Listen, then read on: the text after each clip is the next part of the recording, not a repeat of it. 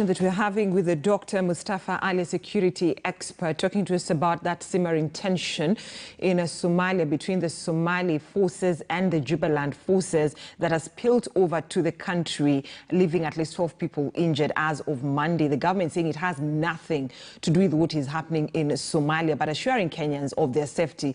So bring back Dr. Mustafa Ali. And thank you so much for, staying with us as we took that commercial break. But then, so Kenya writes to the AU seeking for intervention, saying that it's worried about probably refugees getting into the country, and that means the country spending, its finances to ensure that the refugees are safe and well kept. But then AU writes back and says, you know what, you two countries need to have a dialogue. So is the AU really fearing to get into the, can I say, diplomatic misunderstanding or wars between Kenya and Somalia? Yeah, normally the African Union prefers bilateral talks for countries to speak to one another to resolve the challenges that they are facing, in this case Kenya and Somalia. And that's why AU is really appealing to both countries to speak to one another, because a negotiated settlement bilaterally is normally the best solution rather than having a mediator.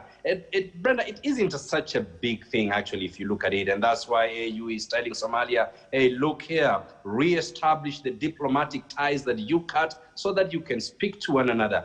If you would like to know how flimsy the allegations that led Somalia to cut diplomatic ties to Kenya is, Kenya did not even bother to respond to those allegations or the cutting of diplomatic ties, because it didn't really make sense. It was about BE coming to Nairobi, the president of Somaliland.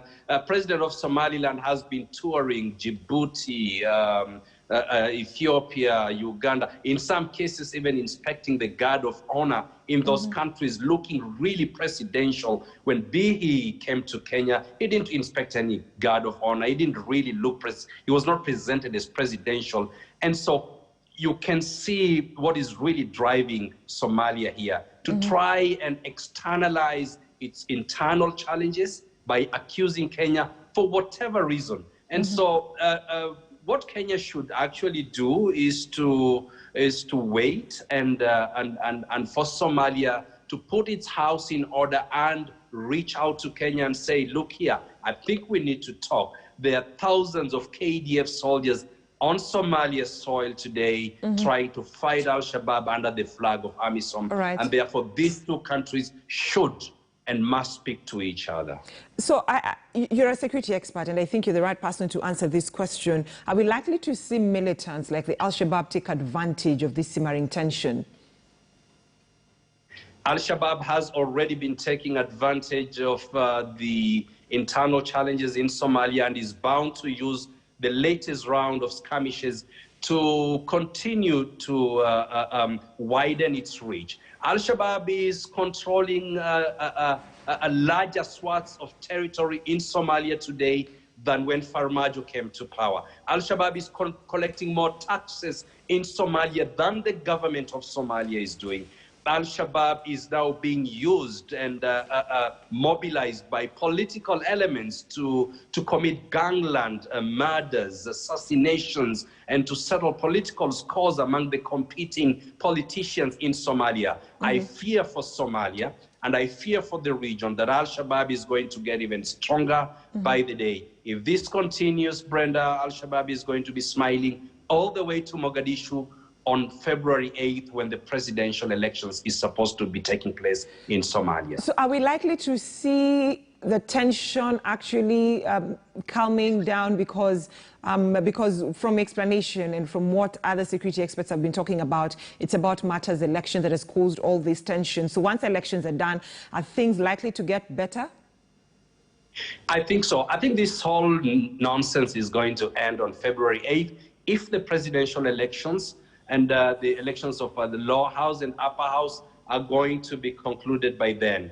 I don't think that the elections are going to be concluded by then, because Somalia is very late in following the agreed framework and timetable. So this might go on into March, perhaps into April. Internally, if the Somali politicians will come to an agreement on how to engage, carry out elections, I think this might end earlier. But if they don't, then it's going to continue. And we'll have a lot more spoilers other than Al-Shabaab coming into the fray. Right. On that note, Dr. Mustafa Ali, I'd like to say asante sana for talking to us here on KTN News Center this morning about that simmering tension on what is happening in Somalia. The Somali forces and the Jubaland fighters causing a lot